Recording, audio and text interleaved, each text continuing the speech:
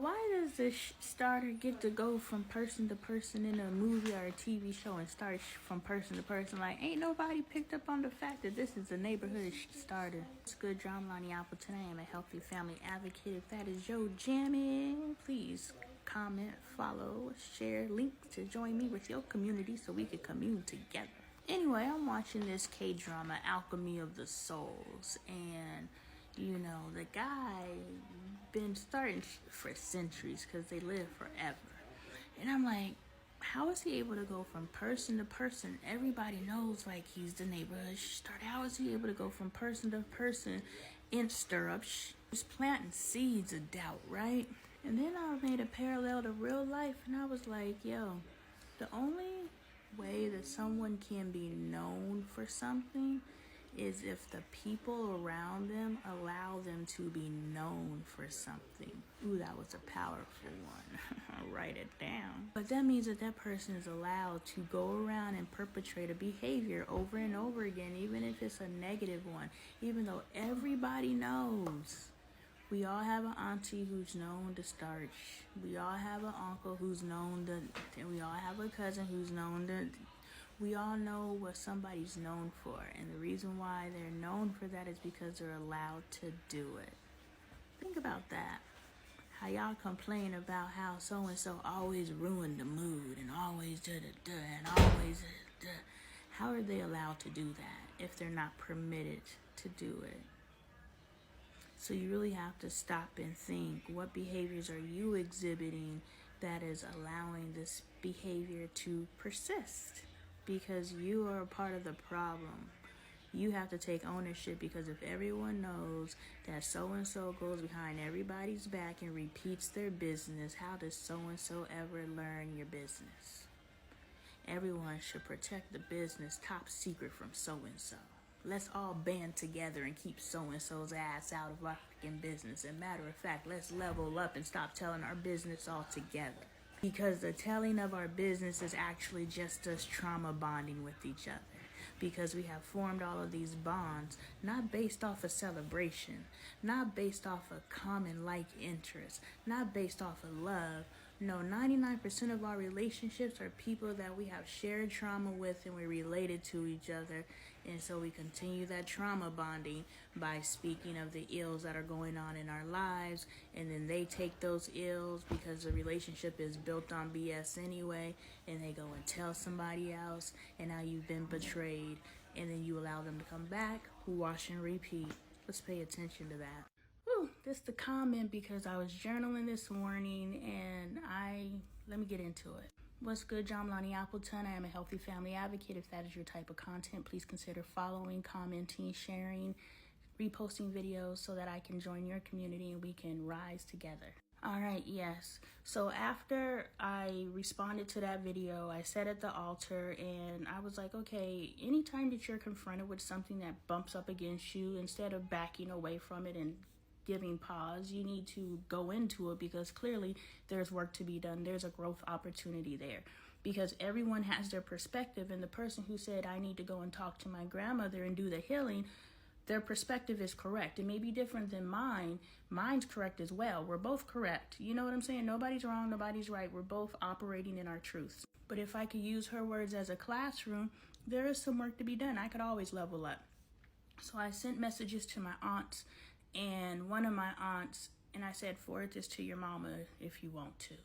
And one of my aunts, she called me, I called her back, and we were able to talk. And the reason why I wanted to address this comment was my aunt, when she was expressing to me, she was like, I never disowned you, but I never said anything because I played my position in the family. I'm the baby of the family, and I've never been allowed to have a voice.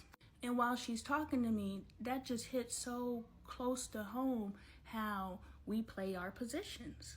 And how this woman is 60-something years old, now learning how to use her voice, because her entire life she has been either verbally told or emotionally, physically, mentally, however, she's been told to shut up. Her opinion doesn't matter because she is the youngest. So in that moment, I was able to give my aunt compassion, because I was like, dang, you have your own inner struggles that you're dealing with. All of you have your own inner struggles that you're dealing with. And to the point of this comment, my grandmother has her own inner struggles that she's dealing with. I have no idea the world that my grandmother grew up in. My children have no idea the world that I grew up in. And I'm only one generation above them. My grandmother is 2 generations above me, so I have no idea her influences. So in that, I can give her compassion. I can grant her understanding. She may never know the world that we live in today as far as healing is concerned. I talked to my dad and he doesn't understand this self-discovery journey, so I'm sure my grandmother's like, what in the world? So you're right, sis. They come from a generation that knows nothing about what we're doing right now. And in that knowing, I can offer compassion. I still have boundaries. I still ain't fucking with her, but I understand. What's good, y'all? Lonnie Appleton here. I am a healthy family advocate. If that is your jam, consider following, commenting, sharing, and reposting the link so we can commune our communities together. Twist that backwards and maybe add a few words and you knew what I meant. Just looked over at that hot body girl right there. Boom, that was Lonnie in her 20s, in her motherfucking prime. Yeah. It's one of the books I wrote, but I don't even know if that one's still in print. I gotta rewrite it because that was 2007, I think.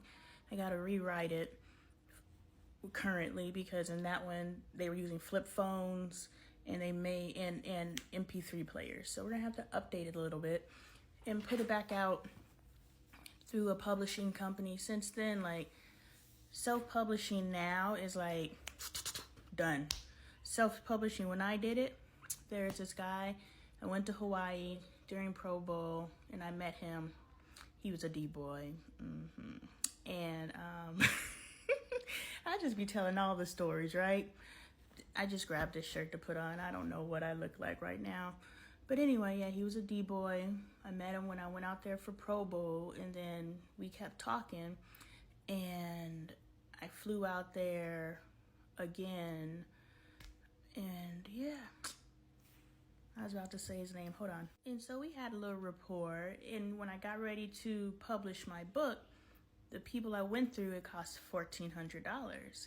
And so I was like, who the hell do I know that has $1,400 in hand? And I was like, homie in Hawaii. So I called him and asked him, or two-wayed him. I don't know how we communicated back in 2007, but he let me borrow $1,400. And he was so surprised when I paid him back. But yeah, I paid him back. And the next, I guess if there is a point to this video, besides me reminiscing and showing y'all Lonnie in her prime. Yeah, Lonnie in her prime. Boom. Anyway, yeah, I told you I used to schmodel. I think I wrote I used to schmodel. Didn't quite model, but I was a schmodel. So yeah, that was part of one of my stints that I did in my life. If there is anything to learn from this, if you find somebody who is willing to lend you money, always pay them back. Always keep your credit clean with people, because when you have someone who's willing to look out for you, you want them to continue looking out for you. Not out of obligation. I know people who dodge phone calls because they already know who's on the other line.